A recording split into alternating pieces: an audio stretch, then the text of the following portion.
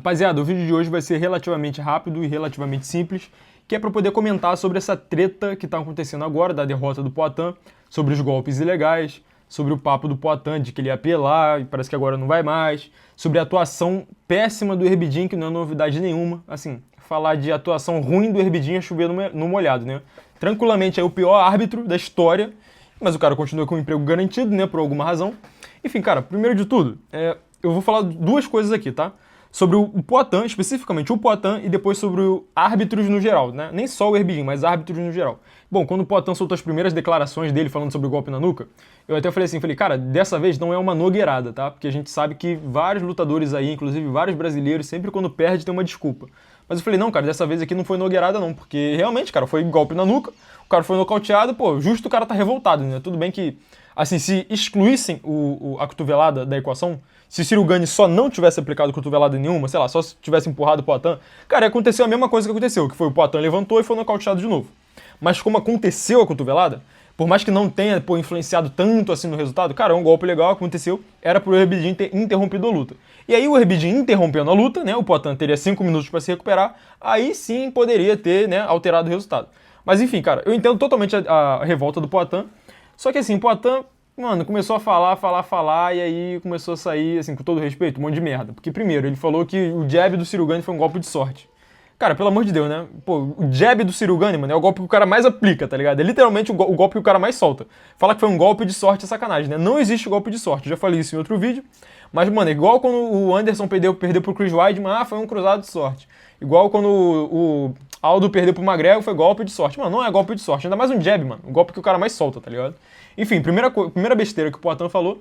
E depois que ele falou que ele ia apelar, entrar na justiça, caramba, 4. Cara, na hora que eu vi ele falando isso, eu falei, mano, isso aí vai dar merda. Primeiro que não dá nada, tá? E segundo que, cara, geralmente você soltar esse tipo de declaração contra o UFC, cara, não costuma dar bom, tá? Só você ver aí os lutadores que entraram em disputa, assim, com o UFC, por exemplo, o Mark Hunt. O Mark Hunt, cara, virou persona não grata, tá? É um cara que, com certeza, se ele não tivesse processado o UFC, ele estaria aí no Hall da Fama, tal, do peso pesado. Mas ele é um cara que processou o UFC. Tu vê que o UFC finge que o cara nunca nem existiu. E alguns outros lutadores também, tá ligado?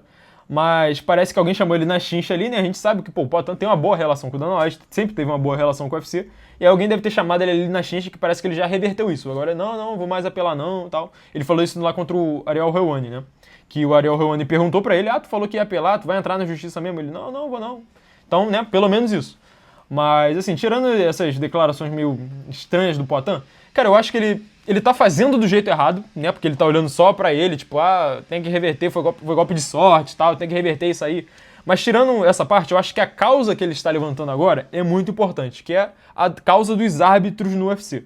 E aí eu já vou entrar na segunda parte do vídeo, que é o seguinte, cara, nunca te incomodou não? Você nunca reparou como todo evento de MMA, não só o UFC, tá? Mas todo evento de MMA, todo evento de luta que você olha, cara, parece que são os mesmos 2 ou 3 árbitros. O Herbidin tá em todas. Mano, pode ser BKFC, pode ser o Bellator, na época do Bellator, pode ser PFL, pode ser evento de trocação. Cara, qualquer evento de MMA ou não, na Europa ou não, mano, pode até pegar o evento lá do Cáucaso, evento russo. Tá a merda do Herbidin. É impressionante. Calma aí. Tá vendo esse íconezinho aqui no canto? Considere mandar um live pix pro seu youtuber de MMA favorito. Vamos lembrar, rapaziada, que esse meu canal aqui não é monetizado. Eu não ganho um centavo com o YouTube. A minha única fonte de financiamento é o live pix que vocês mandam aqui no canal. Então, contribua com qualquer valor. E você pode também deixar uma mensagem por escrito, mensagem essa que eu vou ler nos vídeos de Luiz Responde. Então, escreve qualquer coisa aqui, manda sua contribuição. Muito obrigado e, claro, deixa seu like e se inscreve no canal se você não é inscrito, valeu? Bora pro vídeo. Quando no Herbidin é o Mark Goddard, que na minha opinião é um dos melhores que tem, né? Ou então, sei lá, no máximo aí um Dan Miragliotta da vida. Mas, cara, são pouquíssimos árbitros, são sempre os mesmos rostos que estão arbitrando as lutas.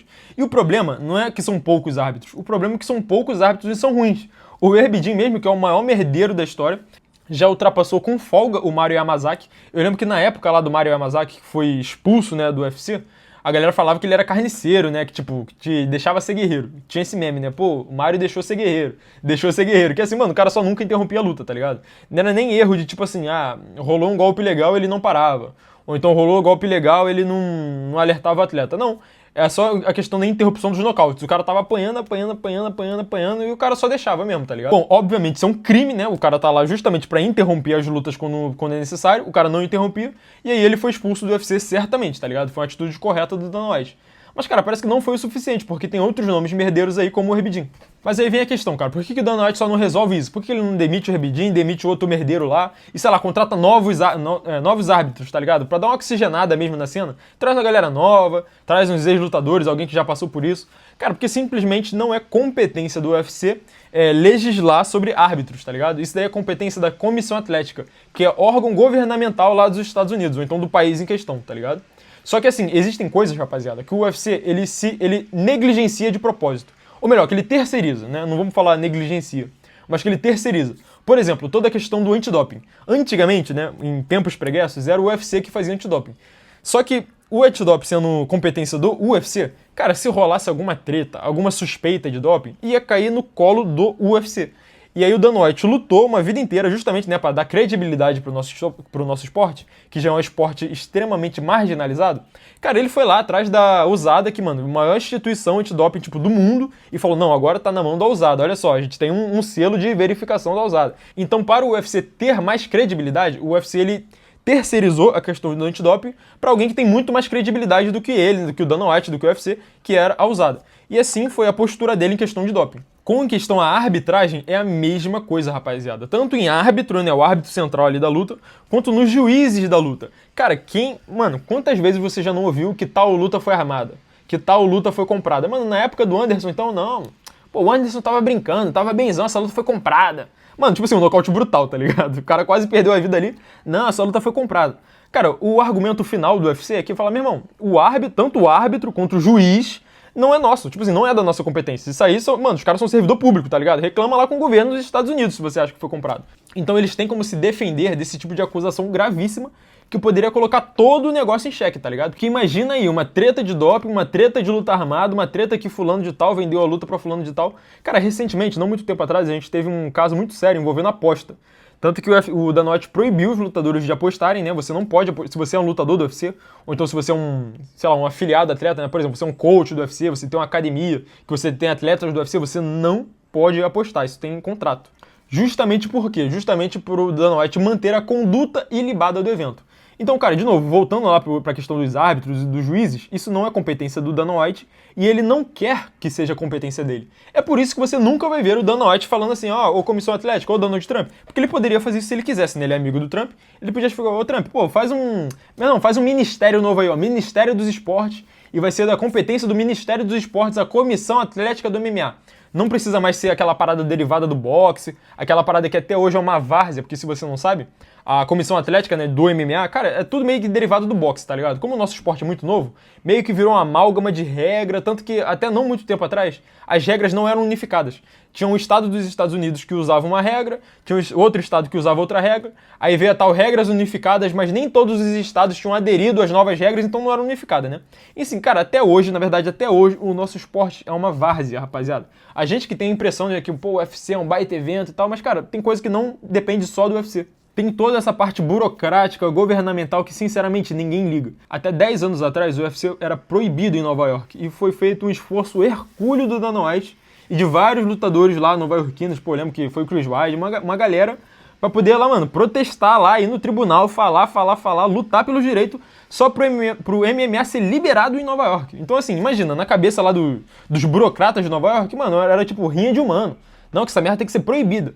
Tu acha que os caras vão se importar da justiça, da competência dos árbitros, porque tem atleta que é injustiçado, tem luta que é mal marcada? Não, mano, pelos caras o esporte continuava proibido, tá ligado? Os caras tiveram que fazer das tripas coração só pra liberar o evento naquele estado. Quem dirá, pô, deixar tudo bonitinho, fazer uma reciclagem de árbitro, não, da competência pra galera, treinar a galera. Cara, isso não vai acontecer, rapaziada. Pra isso acontecer, pra gente chegar nesse nível de realmente rolar um esforço dos burocratas lá, né, dos Estados Unidos, do governo, dos servidores públicos lá, falar assim, não, rapaziada, vamos botar ordem aqui nesse esporte, vamos regularizar tudo certinho, vamos fazer um curso direitinho lá pros atletas de MMA. Cara, isso não vai acontecer assim tão cedo, tá? Vocês podem ficar tranquilos. Vai continuar rolando injustiça, luta que é garfo, luta mal marcada, vai continuar o Zerbidinho da vida aí fazendo merda pra caraca com emprego garantido e não sendo demitido, porque não tem mais gente pra colocar. Vai ser os mesmos caras, mesmo 2, 3 árbitros diferentes que vão arbitrar todas as lutas.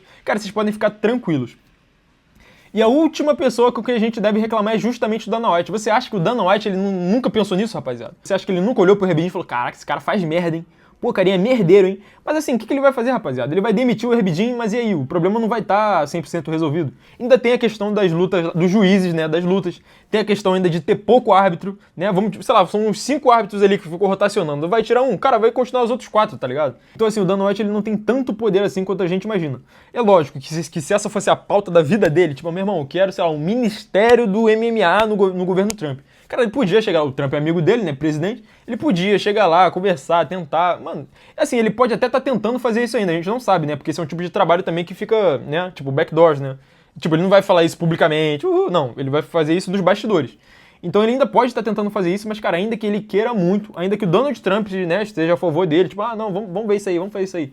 Cara, primeiro, o Donald Trump tem mais coisa pra se preocupar, né, vamos falar a verdade.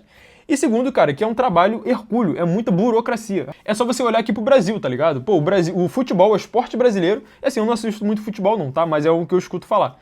Que, pô, que a arbitragem brasileira é uma merda, que a arbitragem brasileira é uma várzea, que, pô, devia rolar um treinamento melhor. Isso que o futebol é o esporte nacional, né? O Brasil só tem um esporte que é o futebol. Então tu imagina lá nos Estados Unidos que tem vários esportes. Mano, o MMA tá, tipo assim, lá embaixo na lista de importância pros caras, tá ligado?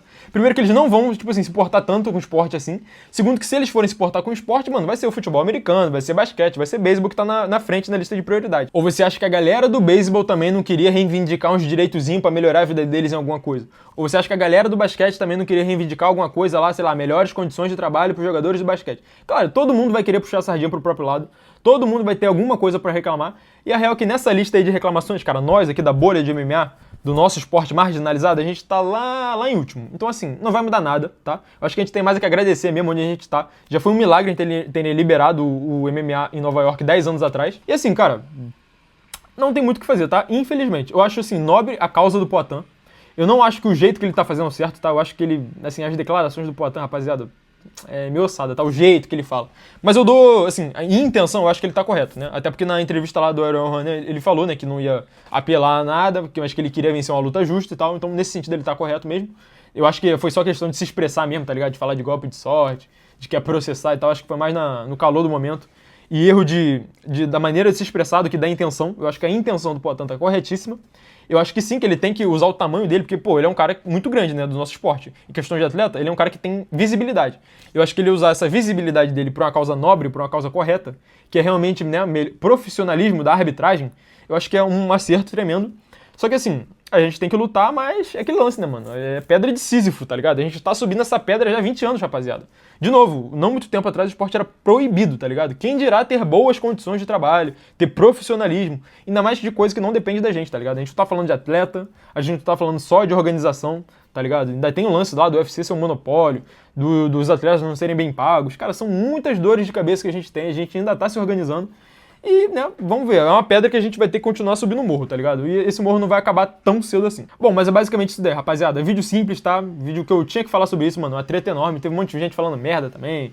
Gente falando que iam banir, que iam reverter o resultado. Ou então tinha gente querendo tirar o Poatan pra merda também, chamando ele de chorão, que ele não sabia perder. Não, mano, o cara tá certo, tá ligado? Ele pode ter se expressado mal lá no início, mas ele tá certo na questão, tá ligado? Na intenção. Então é isso aí, comenta a tua opinião aqui embaixo, me diz aí o que você achou disso tudo. Se inscreve se você ainda não é inscrito, deixa o like se você ainda não deixou. Valeu, falou e até mais.